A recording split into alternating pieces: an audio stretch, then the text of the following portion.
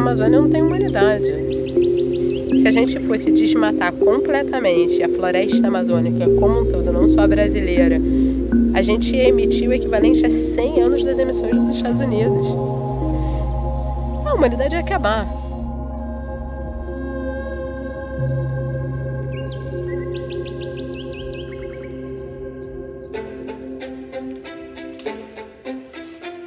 Tem uma série de dificuldades associadas em ser mulher na conservação e na Amazônia, seja de segurança e seja de machismo mesmo, tanto dentro quanto fora da academia, mas para mim é quase um chamado, não tem como não ser uma mulher na conservação.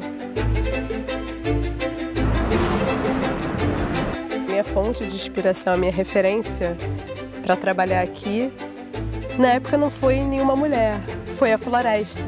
Mas a floresta, que para mim é feminina, não porque o artigo definido que é utilizado junto do substantivo é o a e a floresta, mas simplesmente porque para mim a Amazônia tem essa energia feminina. Então quem me inspirou para trabalhar na Amazônia foi a própria floresta, foi a própria Amazônia.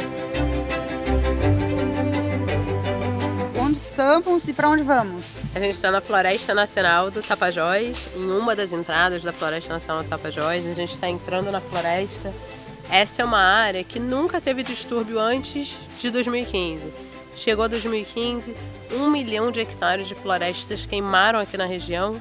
E essa é uma das áreas que queimaram dentro desses 1 milhão de hectares. Então o fogo entrou aqui dentro e a gente vai justamente ver como que a floresta se comporta 8 anos depois do fogo. A gente vê que em áreas que já tiveram incêndios florestais, você vai ter um colapso dos estoques de carbono dessa área, né? Porque a vegetação morre. Então, a gente vai ver que essas áreas vão armazenar 30%, 40% a menos de carbono do que uma área que nunca pegou fogo.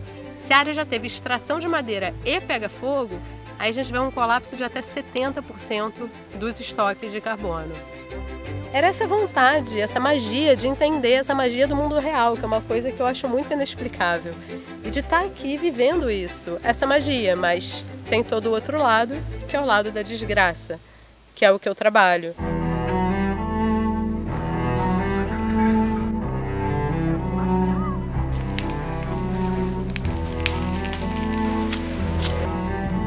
Sempre é dito que a floresta recupera rápido. Depois do fogo, rapidinho tá verde. Então a gente está quantificando essa recuperação. É óbvio que a gente adoraria que a recuperação da floresta fosse super rápida e a Amazônia estivesse ótima. Mas infelizmente não é o caso.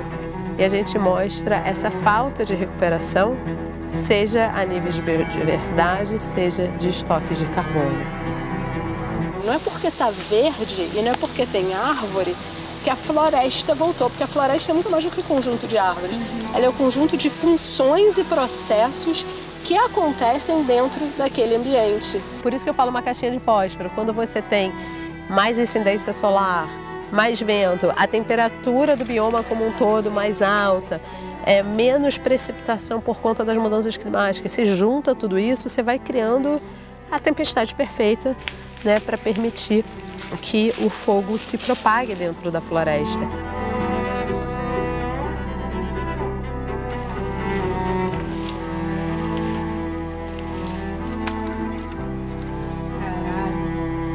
Em 2015 ela queimou e virou esse embaubau, que a gente vê que tem muito embaúba.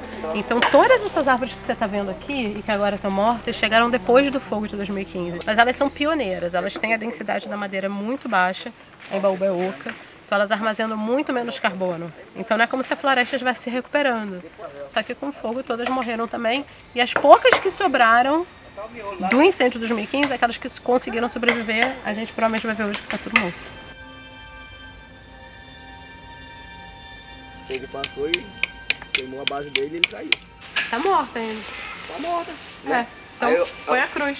Viva? Morta. Tá. Morta, em pé, muitas. Fogo.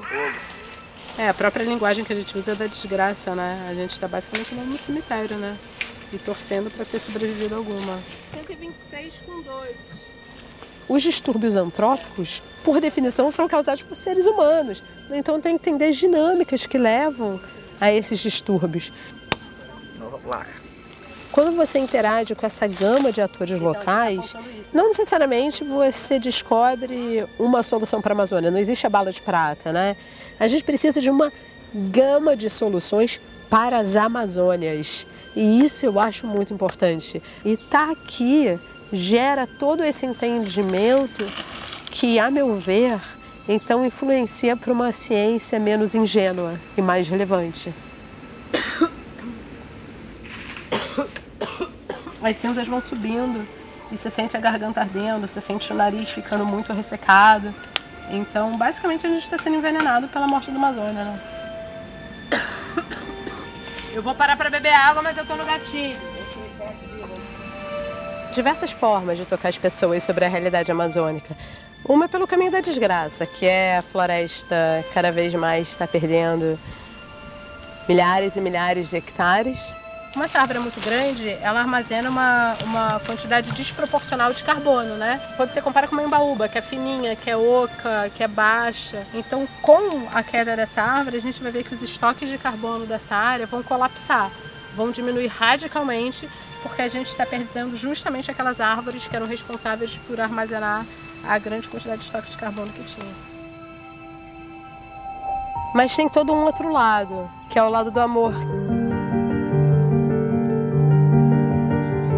Que é o lado da gente estar perdendo esse lugar incrível, com um monte de espécies não descritas ainda pela ciência e que elas têm um valor intrínseco, né? De continuar viva. Ela não tem que continuar viva porque pode ser a cura para o câncer, não sei das quantas. Não, ela tem que continuar viva simplesmente porque ela é um ser vivo.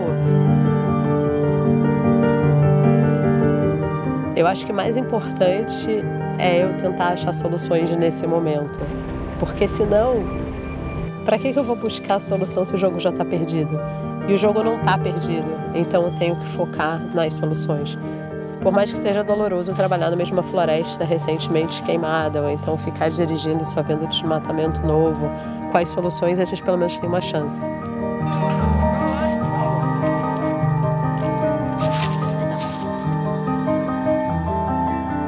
Para mim, a conservação é a Amazônia em pé e saudável.